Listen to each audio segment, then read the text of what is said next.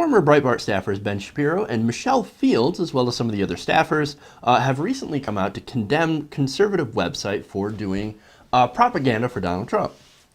Now, it's pretty obvious at Breitbart. It's kind of in the tank for Donald Trump, as well as, look, if you look at the Blaze, for example, which was created by Glenn Beck, they're in the tank for Cruz. I have no problem with that.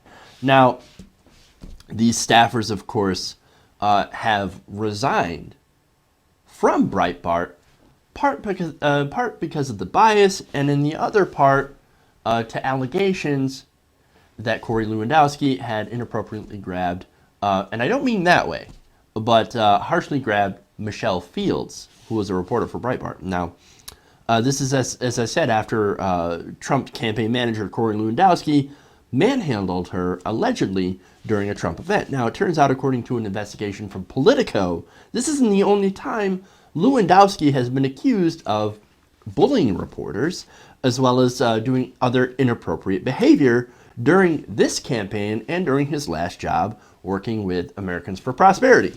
Now, according to Politico, more than 20 sources said that Lewandowski had physically intimidated other reporters and also had made sexually suggested remarks to women journalists. Now, Politico details a couple of these.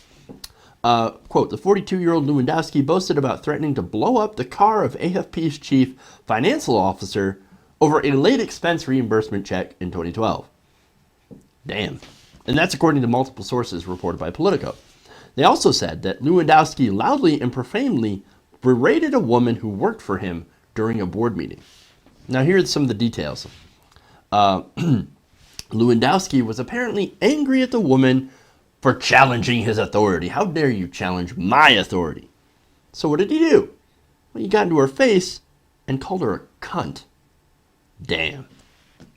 All in front of AFP employees and other senior officials. You might have an anger problem. Now, an AFP spokesman declined to comment on this incident in Manhattan or Lewandowski's tenure, citing the organization's personnel policies. And the female employee, whom Politico is not naming, also declined to comment, though she told multiple associates that she found Lewandowski's behavior, quote, very demeaning and insulting. So what happened after that? Well, apparently, he was shifted to a new role. Running this new role that was created specifically for him was running, get this, a voter registration drive. Here you have a guy that apparently can't play well with others, now in charge of getting people out to the polls. Oh no.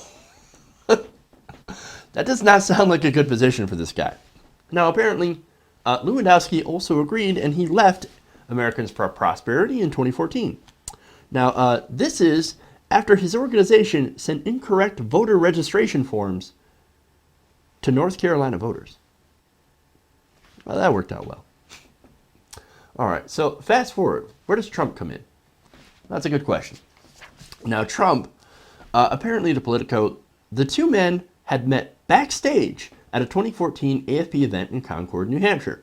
And when Trump started openly exploring a presidential run, operatives with top-tier campaign experience weren't lining up to work for him. However, Lewandowski had reportedly won over and this I'm reading from Politico now, won over the brash billionaire by declaring that he was better and harder working than any other prospective campaign manager. Now, some of the staffers, right, that he was hired on by Trump and said, look, build me a campaign team, right? Hire some staffers. Now, some of these staffers had actually complained about Lewandowski's outbursts and his controlling of access to Donald Trump. And get this, they had considered writing a letter urging Trump to get rid of him before his wins in South Carolina and Nevada. Well, since he won big, well, they decided to shelve that. Now, sources told Politico that Lewandowski screamed profanities at organizers of CPAC after they demanded Trump field questions from a journalist, just as other presidential candidates did. So there's another thing that Lewandowski had done. And reporters also say that Lewandowski, who was a former police officer, acts more like a security guard to Donald Trump than a political operative, sometimes using his body to push people away. A reporter who has covered Trump at the campaign and has interacted with Lewandowski throughout this cycle says, quote, he can get really hot-headed at times. Well, that's just who you want for your campaign manager. Somebody who gets hot-headed and explodes. That's great. Other reporters say that he was used completely inappropriate and suggestive language to women while covering Trump's campaign. One reporter who was on the receiving end of such comments described them as, quote, completely inappropriate in a professional setting. So there's the Trump campaign manager. Wow. So what's my take on this? Well, it's pretty simple. With all of the stuff that we now apparently know about Corey Lewandowski, I have no doubt in my mind that he's actually the perfect campaign manager for someone like Trump. It's a match made in heaven. Or hell. Whatever you want to say, it's pretty much true. They're perfect for each other.